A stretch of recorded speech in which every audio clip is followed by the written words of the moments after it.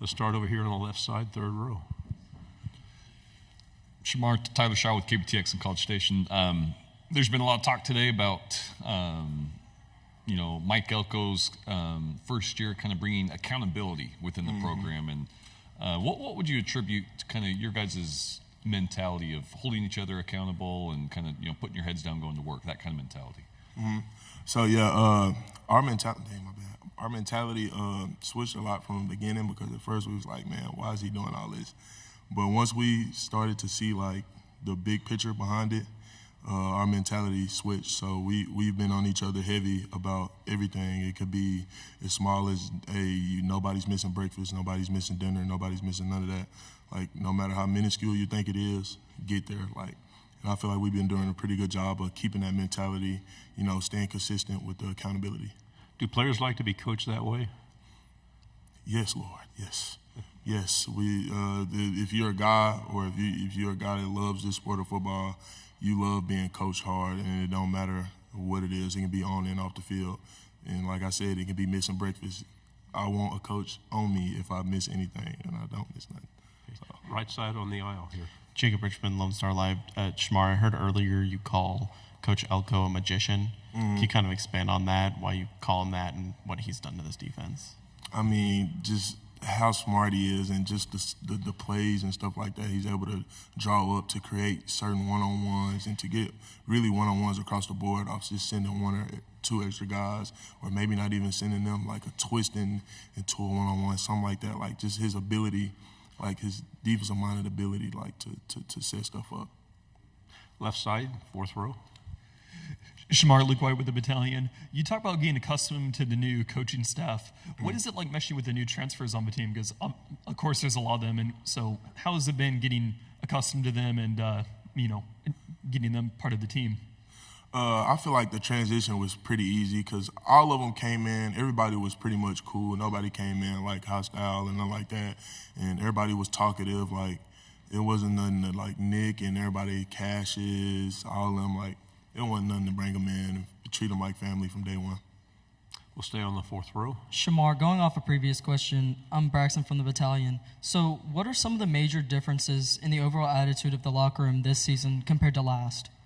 I say the work ethic. Like, it's changed in everyone. Like, it's not just a handful of people on both sides of the ball that really, really want to win and really want to be great at the sport of football. I feel like everybody's mentality is switching over now, because Elko harps being hard work, and he harps relationship and stuff like that with your teammates so much. I feel like that has made everybody work harder for each other and not only just for themselves. They're not there for themselves no more.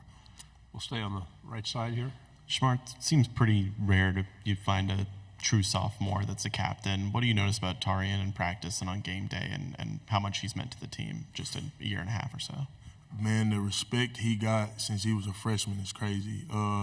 Just the way he approaches the game, like he loves the sport of football. He watches film. He's always in his playbook. He attacks workouts like it's the Super Bowl. Like, just having a guy like that at that young of an age is crazy. And he gained the respect of everybody quickly from that. Left side, back row.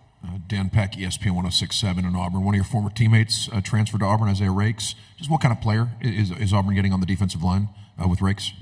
Can you repeat that question? I'm sorry. Isaiah Rakes, teammate of yours, transferred to Auburn. Uh-huh. What kind of player is Auburn getting in your former teammate, Isaiah Rakes? Oh, they're going to get somebody that's going to go every day, man. I love Rakes to death. Rakes is going to work his butt off every day, and Rakes is going to give his all every day. So they can expect a guy that's going to come out there and produce for them at a very high level consistently. Back row, left side. Ben Peck, NBC College Station, no relation. Your defensive line, obviously a very deep, talented unit. Do y'all kind of pride yourselves on, the rest of the defense can do their job, but as a unit kind of taking on maybe a responsibility that we can keep single-handedly our team in games, if we can do our job, that makes all the other units being able to flourish even more, and kind of taking on that burden a little bit as a group with how talented you are? Mm-hmm. Oh yes, sir. Yeah, we take that full on. We love having that on our back, man. Being able to, go in and you can really cancel a team out just with your defensive line is crazy. So, yes, sir, that's one thing we do love about being here at A&M, having all these guys with us, being able to have that mentality of, bro, we can go in this game and win this game right here. Like, this room can do it. So, yeah, we love it. Third row, and then we'll go to the fourth. Shamar, what are your first impressions of the EA Sports video game? No, it's fun. It's more, to me, personally, it's way more realistic than Madden. So that's one thing I did love. Linebackers play everything now. I love NCAA. I play it every day. All right, fourth row. Shemar, Coach Elko talked about how this has been a pretty quiet offseason. How do you think this offseason compares to maybe those that you've experienced in years past under Coach Fisher? Man, it's just a lot of unnecessary talking when you can be working. So just that right there pretty much is just putting your head down, working, grinding, and going 100% every day, getting better. We'll go back to the third row. To go back to the video game, are you happy with your rating or? Initially, I thought I was going to be a little higher, but, I mean, I'm not mad with it. 88 overall is not bad to me, and it won't be 88 the whole season. So, who would you say is the best gamer on the team? And are you guys as competitive in this as you are on the field? The best gamer? Me. Overall, me. Madden, me. NCAA, me. Probably. So, what was the rest of the question? I'm sorry.